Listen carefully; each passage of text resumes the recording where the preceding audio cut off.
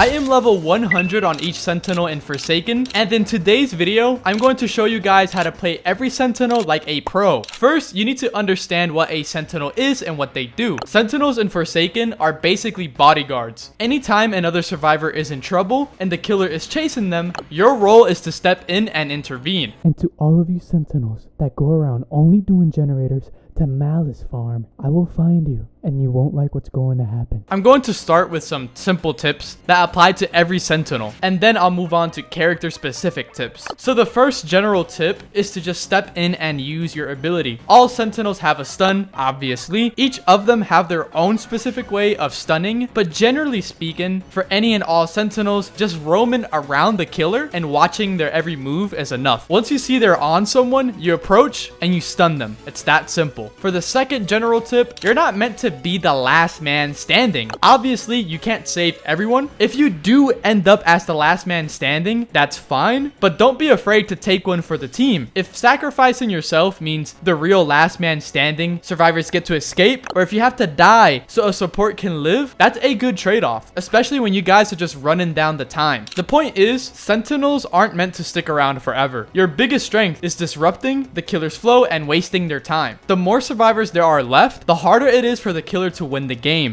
This applies to every Sentinel. For the third general tip, where you're not sure what to do, why not just ask the survivors themselves for advice? Thankfully, through Polybuzz, we can actually ask them. Let's ask Chance why does his gun blow up so much? Just throw that thing away already. You're useless with it anyway. Who does bro think he's talking to? How dare you talk back like that? I'm your superior here. Watch your tone. Anyways, hold on. Let me try something for all of us.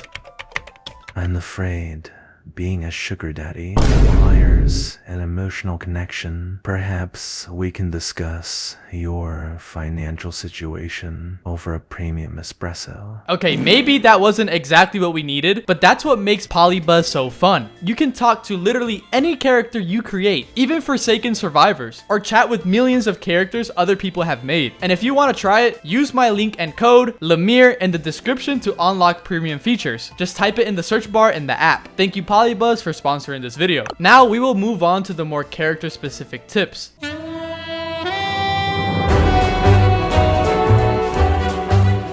First off, we have Shaletsky. Shaletsky is probably the easiest Sentinel to play because he's so straightforward. I've already done a level 100 guide on him, so if you want a little bit more detailed breakdown, I'll link that in the description. For Shed, you want to follow the general rule I talked about earlier. Roam around with the killer, watch their moves, and once you see they're about to pounce on someone, you intervene. A lot of times, you can also just stay near your teammates. For example, if a teammate is doing a generator and you see the killer approaching, your presence alone is often enough to make the killer think, oh, I'm gonna have to deal with him first if I want to advance. If you're roaming with survivors and you end up in a chase, remember that when looping, you want to loop around corners or buildings, and those spots are perfect for Shaletsky to just wait right out of sight around the corner and stun the killer as he comes around. And then a little tech, which is very common for a lot of the Sentinels, is that you can start your slash while not looking at the killer, then use shift lock to turn and face him right before the slash lands. This makes your stun less predictable because the killer won't see it coming. You're not going to be telegraphing your slash.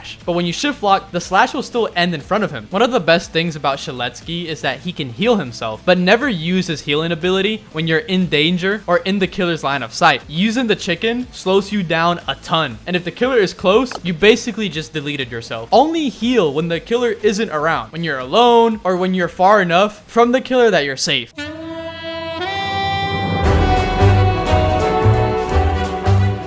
The next character we'll be talking about is Guest. Guest is, in my opinion, the most fun Sentinel to play, but also the hardest. With Guest, you always have to be so close to the killer to either one, stun him, or block the attacks. So you're always going to be in close quarter combat. Because of that, the basic idea is similar to Shaletsky. You can roam near the killer or stay close to teammates. Whenever the killer attacks a survivor, you can save them from being hit since you have hit priority. This means the killer's attack will hit you instead of your teammate. Not only do you take no damage, damage, but you also get your stun. The catch is, most killers know this by now. If they hit your block, many will just back away. In those cases, obviously parrying right away is something you should not do. Instead, you hold your stun and you're still going to be a huge threat because the killer knows that now you have a stun. With Guess, there are tons of techs and baits you can use. I'll mention a few of them. Hitbox hunting, which is when the killer is chasing someone and he's just hacking and slashing. You can run into one of those swings, block, and get your punch. When Jason does gash and wound, you can just step into the little hitbox area of his attack, block, and you'll get your punch. You can generator bait, so pretend you're repairing the generator. When the killer comes, get off it and block. And you can do the same thing with medkits. So pretend that you're healing up. When the killer's approaching you, as he's going to attack you, you unequip the medkit and block the attack. Now, one mistake I still see a lot, even this late into the game, is Guest players turning to face the killer before blocking. Don't do this. If you're running away and low on stamina, just block while looking forward. It still works. And obviously, it's more effective because you're not telegraphing your block. But here's where Guest gets a little bit complicated. Advanced killers might run up expecting you to block, and then they just won't hit you. In those cases, it's a big mind game of predicting each other. And at that point, it would just be something where you have to recognize how the killer plays and if he's going to be aggressive or passive, is he going to wait out the ability? And off of that information, you decide what to do. Against new players, Guess is very easy to bait. They don't really know how the ability works. They're not used to it, so you can get away with being telegraphed. But against experienced killers, that's where you really have to be on your A game. And of course, Guest has his charge, which is the most effective when you're on high ground or ledges. But even if you're not in high ground or in a ledge, the small knockback that you get from the charge is enough to waste time and annoy the killer. And this can frustrate them into chasing you instead, which is exactly what we want. We want to protect our team.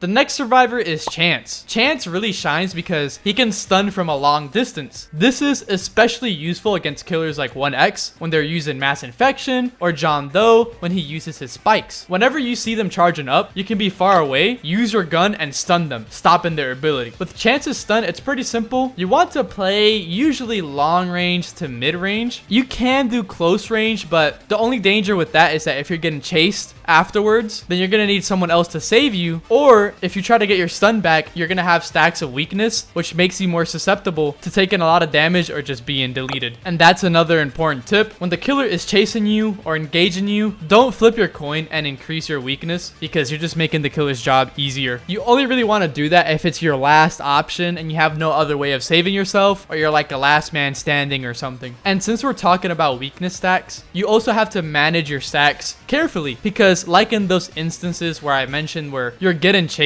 and the only option you have is to flip to get your stun, then you want to have a low weakness level. So in the worst case, even if you get hit, sure, you might take a little bit extra damage, but you're not going to get one-shotted. So I recommend to reset your weakness stacks at around 10 to 15. Once you get 10, 15 stacks of weakness, you want to reset. So in the case that you're getting chased and you really need to coin flip, if it fails and you get some weakness, it's not going to be as bad as like flip it to like a 16 stack. Like that'd be terrible. You get one-shotted. Many people complain that Chance's gun doesn't work or explodes too much. The biggest reason for this is that many people still shoot with only one charge. The more charges you have, the more likely your gun will succeed. Using it on just one charge is the worst option because it has the highest failure chance. That said, one charge shots should be reserved for emergencies only. If you absolutely need to and there's no other choice, sure. Then with his reroll, which lets you adjust your health, I usually just get one charge and roll with that, since it doesn't increase your odds to have any more charges. And I usually stop once I get at least 100 to 120 health. Now, a little tech for Chance, which is extremely similar to the one with Shaletsky, which is that you can start your shooting animation while looking away, and then you shift lock back onto the killer right as you shoot. These techniques where you shift lock are extremely efficient because you're going to be telegraphing your abilities way less, and it gives the killers a smaller window to react.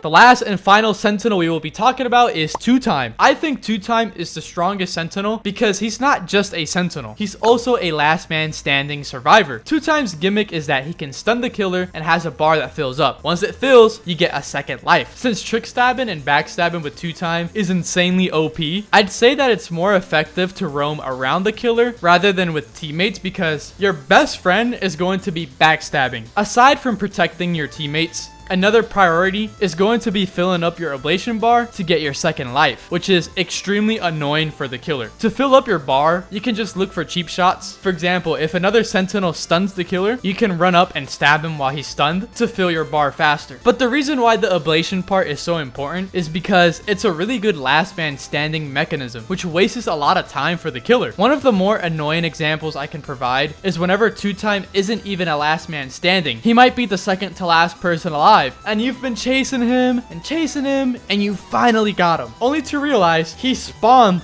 again across the map, and now you only have 30 seconds to kill 2 players. So you see why that is so OP. And I'm just gonna throw in a killer tip. Always target 2-time, because you don't want what I just described in that example happening to you. Trust me, or you'll lose the game. And then obviously the best tech with 2-time is trick stabbing, which is when you're being chased, all you have to do is hit shift lock, walk backwards, and activate your dagger ability. Super simple, but it's a technique that's a nightmare for killers. I hope these tips helped you guys. If you have any additional tips you want to add for other people, feel free to drop them in the comments. And since you made it this far, you should like and subscribe. Only 0.2% of my viewers are actually subscribed to the channel. It helps the channel out a ton. And if you have any other video ideas, feel free to drop them in the comments. I'll see you guys in the next one.